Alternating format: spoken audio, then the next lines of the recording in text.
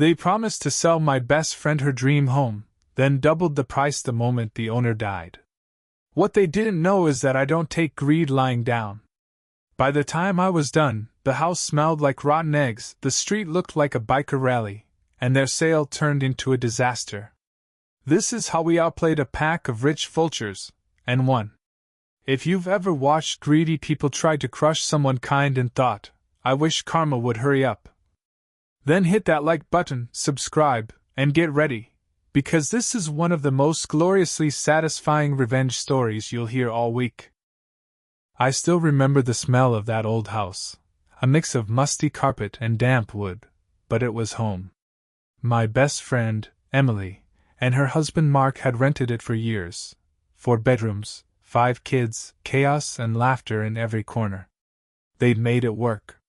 The owner, an elderly widow named Mrs. Hammond, was one of those rare people who carried warmth in her eyes. She'd frozen their rent, kept it at $400 a week for 5 years straight, and promised that when they were ready, she'd sell the house to them at a fair price. They trusted her. Why wouldn't they? She'd done the same for others before. So, for 5 years, Emily and Mark saved. Every extra dollar. Every small indulgence gone. They patched walls themselves, fixed leaks, and dreamed of the day the house would finally be theirs. And then Mrs. Hammond died. 2 days after they told her they were ready. No paperwork. No written agreement. Just a handshake, now gone with her. Enter the heirs, 4 adult children, dripping with wealth. You know the type, sleek cars, fake sympathy, and the kind of smiles that don't touch the eyes. At first, they played nice. We know how much this house means to you, one of them said. Don't worry, the sale will still happen, once probate clears. For months, Emily and Mark clung to that reassurance. They even started prepping the home, peeling wallpaper, painting rooms, imagining their names on the title deed. But when probate ended, the mask slipped. The price suddenly jumped. Not by a little, by $80,000. And just like that, the house was going on the open market in 7 days. I'll never forget Emily's face when she told me. Her voice cracked mid-sentence. Mark just stared at the floor, fists clenched. They'd been betrayed, and not by strangers, but by people who already had more than enough. They didn't need the money, they just wanted it. And the worst part? With 5 kids and rising rents, if they lost that house, they'd have nowhere to go. They scrambled to reapply for a higher loan. But the bank needed more time, more than a week. Meanwhile, those smug inheritors were counting down to auction day. That's when I felt it, that slow, burning anger that starts in your chest and builds until your hands shake. I couldn't just watch this happen. If they wanted to play dirty, we'd go filthier, literally. I spent nights researching what sells a house: clean smell, bright space, quiet neighborhood. Easy. We'd flip every single one of those. Step 1, make it look cramped. We dragged the furniture off the walls, filled every open space, borrowed bulky chairs, hung dark motorcycle posters. The once spacious lounge now looked like a storage unit.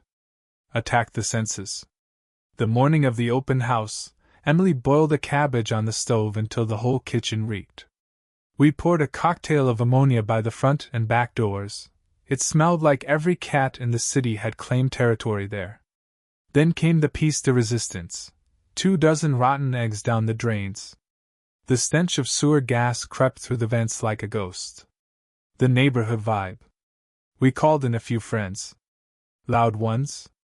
Anyone with a rusty muffler or a roaring engine was invited to take a few, casual, laps around the block.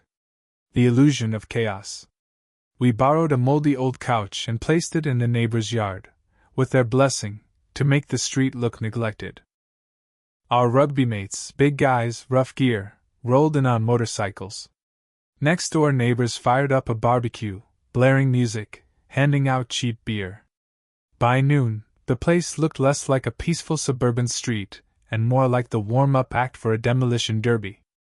The realtor arrived first, crisp suit, confident smile, until he opened the front door. I swear I saw him flinch. The buyers followed, one after another. Within minutes, they started leaving. One woman barely made it through the entryway before gagging. Another stood outside, staring at the party next door, then quietly turned her car around. A single man stayed long enough to chat with one of our party guests. He asked, "Does this happen often?" The guy grinned. "Every couple of weeks. Last night was a rager 3 doors up. This morning's just the after party." Oh, and he kindly mentioned the blocked drains. The potential buyer's smile vanished faster than a politician's promise. He left without a word. By the end of the day, the only offer on the table came from Emily and Mark. The greedy heirs had no choice. They'd set the open day, expected a bidding war, and ended up with a ghost town. My friends still had to pay more than the original agreement, but not even close to what those vultures demanded. They signed the papers and paid the deposit that same afternoon. The next day, one brave buyer tried to outbid them by $30,000. Too late. The deal was locked. Anti-gazumping laws sealed the fate.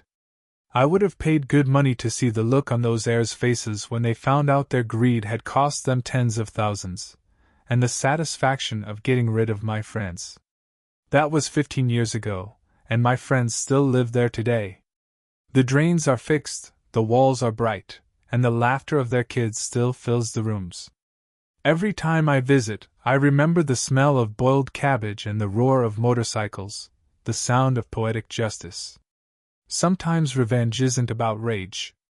Sometimes it's about creativity, timing, and watching arrogance collapse under its own weight. Because karma? It doesn't knock, it parks in your driveway and throws a barbecue. In the end, greed always exposes itself. The wealthy heirs thought they could bully a struggling family, but all it took was a few friends, some cabbage, and a little imagination to turn their scheme into a disaster.